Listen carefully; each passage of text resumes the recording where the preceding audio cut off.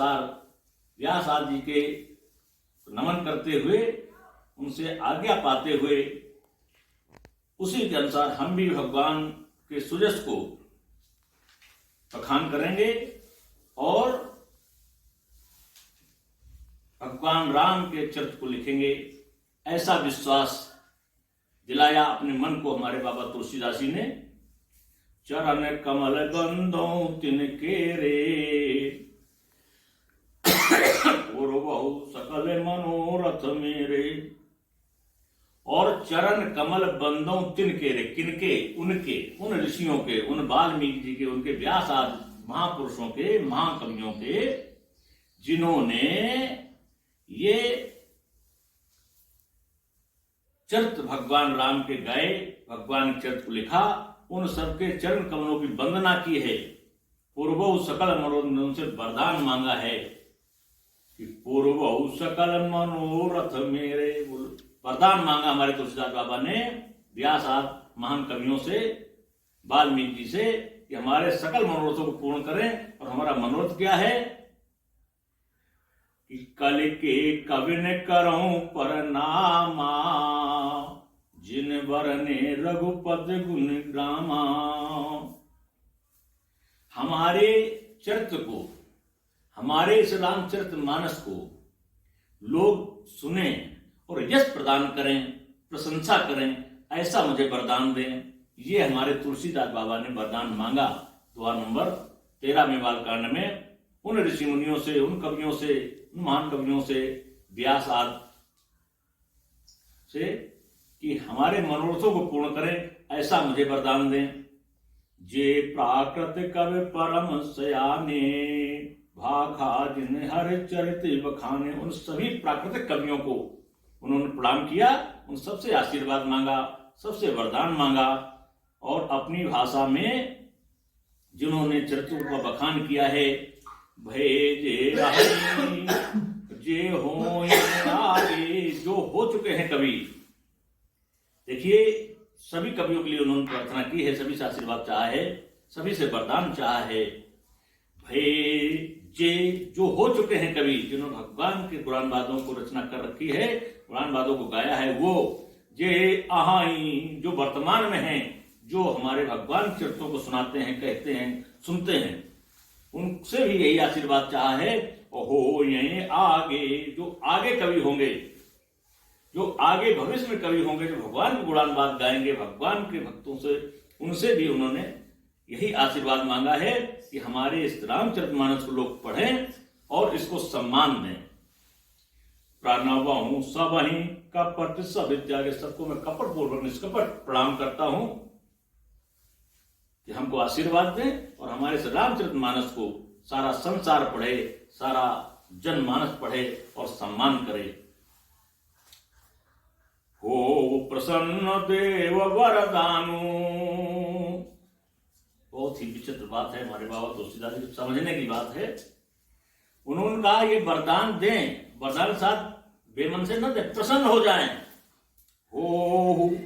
होए, प्रसन्न हो जाएं। देव वरदानु, वरदान देकर के प्रसन्नता प्राप्त करो। साधु समाज भनित मन सन्मानु, ये साधु समाज में मेरी ये कविता को सम्मान प्राप्त हो, प्रशंसा प्राप्त हो, यश प्राप्त हो, कीर्ति प्राप्त हो, वरदान देकर के प्रसन्न हो। जो प्रबंध बुध नहीं आदरही, सो श्रम वाद वाल कवि करही। जो इस कविता का सम्मान नहीं करते हैं, रामचरितमानस का सम्मान नहीं करते हैं, और जो नहीं सम्मान करेंगे, वो कवि कहलाने योग्य नहीं रहेंगे, भक्त कहलाने योग्य नहीं रहेंगे। ऐसा वरदान दें। कीरत भनित भूत भल सोई, भगवान राम की कीरत, हमारी कविता की कीरत बढ़े, भगवान रामचरित को सुन करके प्रशंसा हो, सुरसर सब कहां हित हुई। इस प्रकार से ये कल्याण रूपी हमारी रामचरितमानस हो। जैसे सुरसर, यानी सुरसर कहते हैं गंगा जी को, जैसे गंगा जी राम सुकीरत भनित भदेशा, असमंजस असमोहि अंधेशा। जैसे गंगा जी सभी का कल्याण करती हैं। कोई उनके पास स्वार्थ नहीं होता है।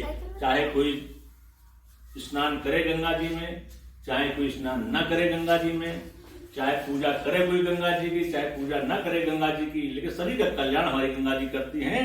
इसी प्रकार से हमारी ये रामचरितमानस को ऐसा वरदान दो, ये सबका कल्याण करे।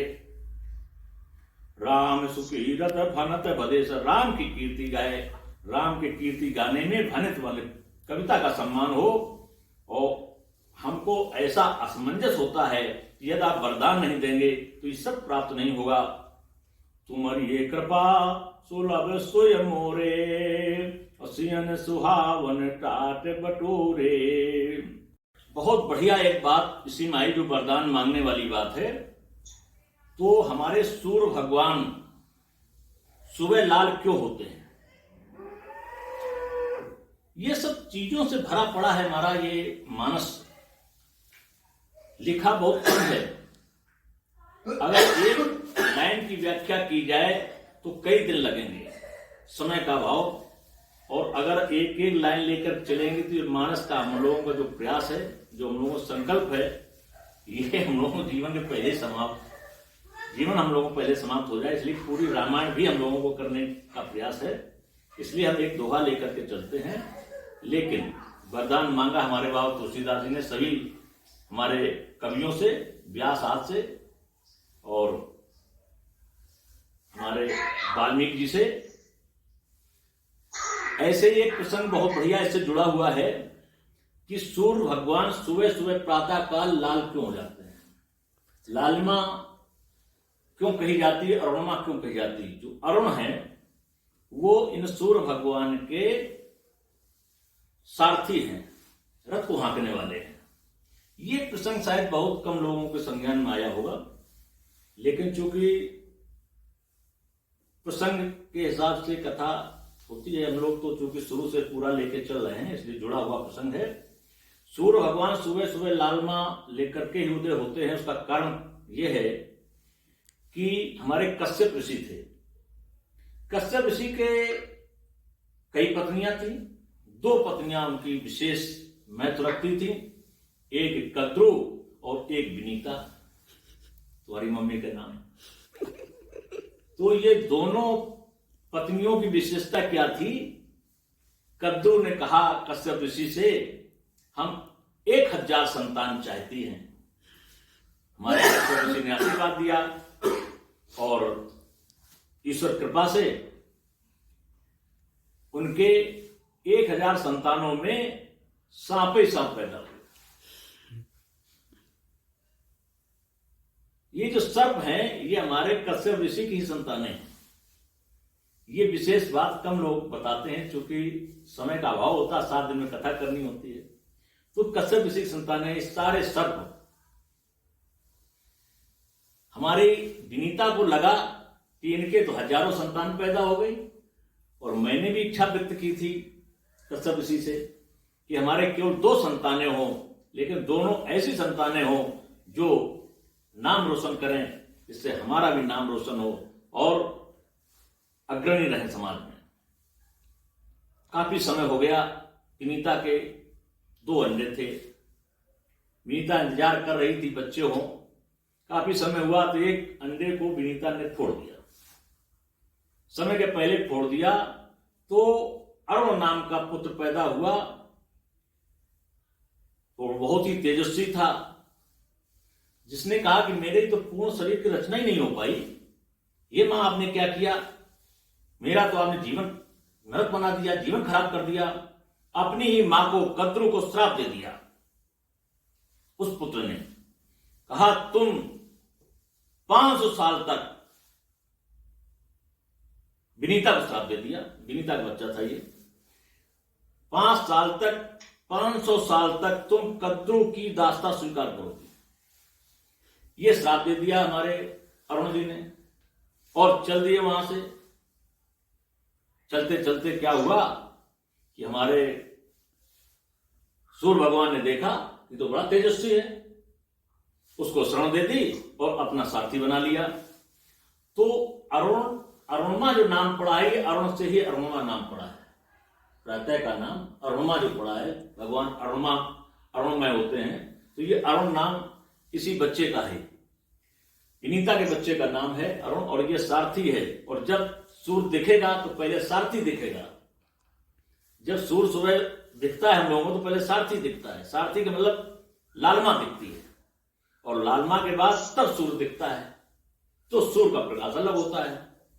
हालांकि कथावाचक इसमें और भी कई तर्क दे देते हैं, लेकिन ये शास्त्रोक्त तर्क है, शास्त्रोक्त बात है कि कश्यप ऋषि की ही ये संतान है जो अरुण है, जो सारथी है हमारे भगवान भास्कर की। लोग कह देते हैं सुबह सूर्य निकलते हैं तो पीले पड़ जाते हैं, सोचते हैं कि हनुमान जी न देख लें, फल समझ गए, इसलिए बाद में तुरंत ही रंग बदल देते हैं। तो ये तो एक रोचकता है, कथा समझाने का अपना बात है। दूसरा पुत्र विनीता का उत्पन्न होता है, दूसरे अंडे से गरुण जी पैदा होते हैं, अरुण और गरुण। अरुण बड़ा है, गरुण छोटा है। गरुण जिसमें पैदा हुआ बड़ा बलशाली, बड़ा तेजस्वी, बड़ा बुद्धिमान, अपना वाहन बना लिया। ये भगवान विष्णु के पास गरुण जी हो गए, और कद्रू में और विनीता के बीच में कुछ ऐसी शर्तें आई जिस शर्त में विनीता को हारना पड़ा और कद्रू की दास्ता 500 वर्ष स्वीकार करनी पड़ी। तो कद्रू को मुक्त कराने के लिए गरुण जी ने कहा उन शर्तों से, जो हजारों शर्त थे, उन्होंने कहा भाई हमारी मां को मुक्त कर दो। उन सर्पों ने शर्त रख दी, हमको अमृत कलश ला करके दे दो, हम तुम्हारी मां को मुक्त कर देंगे। गरुण ने कहा ठीक है। गरुण बड़ा बलशाली था, देवता सब उसके बल के आगे फीके थे। गरुण जी गए, देवताओं पर विजय प्राप्त की और अमृत कलश उठा लिया। अमृत कलश लेकर के आए और घास पर, जो तीखी घास थी, पैनी घास थी, उस पर रख दिया और सर्पों से कहा कि भाई तुम मेरी मां को मुक्त कर दो, और हम अमृत कलश ये ले आए हैं, ये रखा हुआ है। मां विनीता को मुक्त कराया हमारे गरुण जी ने। गरुण जी की मां का नाम था विनीता। गरुण जी कश्यप ऋषि के बेटे हैं। ये सब प्रसंग चूंकि जब शुरू से हम लोग लेके चल रहे हैं इसलिए है, नहीं तो बीच में जानकारी नहीं लोगों को पाती है। और फिर गरुण जी ने देखा कि अगर इन सर्पों ने कहीं अमृत पीठ पान कर लिया तो ये तो पूरे अमृत हो जाएंगे और ये तो समाज किसी को रहने नहीं देंगे। तो मन में विचार आया गरुण जी के, इनको अमृत नहीं देना है। तो उन्होंने कहा मेरी मां को पहले मुक्त करिए। मां को मुक्त करा लिया। फिर गरुण जी ने समझाया, विवेकशील भी थे, उन्होंने कहा ऐसा है, इसको स्नान करके तब अमृत पान करना चाहिए। सर्पों ने कहा ठीक है, सामने सरोवर में स्नान करके आता हूं। सारे सर्प चले गए स्नान करने। तब तक गरुण जी ने उठाया अमृत कलश और फिर इंद्र जी को सौंप दिया गया।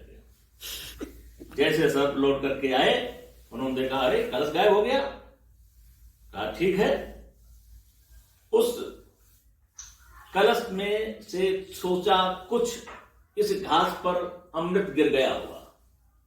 अमर होने के लिए अमृत की लालसा से उस घास को चाटने लगे। चाटने में क्या हुआ कि जैसे सांपों ने चाटना शुरू किया तो जो घास थी पैनी नुकीली उनके जीभ में लगी तो 2 भाग हो गए। आप देखेंगे सर्प के जीभ के 2 भाग होते हैं, 2 भाग होते। ये उसी समय का वृत्तांत है। ऐसे इनके 2 भाग हुए। कहीं कहीं प्रसंग आता है कि हमारे परशुराम जी ने शेषा और लक्ष्मण शेष को पकड़ने के लिए फरसे का प्रहार किया, उसमें इनके 2 भाग हो गए। लेकिन यहां यह भी प्रसंग आता है कि इन्होंने अमृत को पान करने के लिए सर्पों ने उस घास को चाटना शुरू किया। जैसे चाटने का प्रयास किया वैसे इनके जीभ के 2 भाग हो गए। बस समय हम लोगों का अपने गंतव्य तरफ जा रहा है। तो अगला दोहा हम लोगों का अगले 4 फरवरी को होगा। दोहा नंबर 14 का खा गा घा निगा चा छा चा।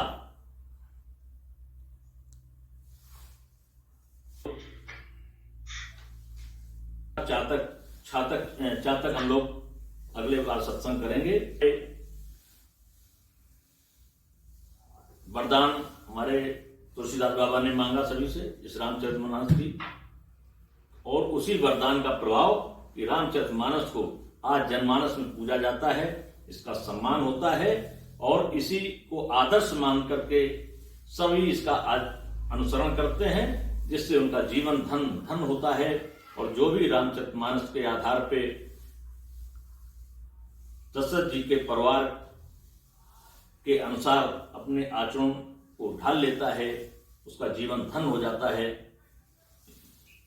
इन्हीं शब्दों में आज भगवान का 2 बार नाम, इसके बाद प्रार्थना। श्री राम।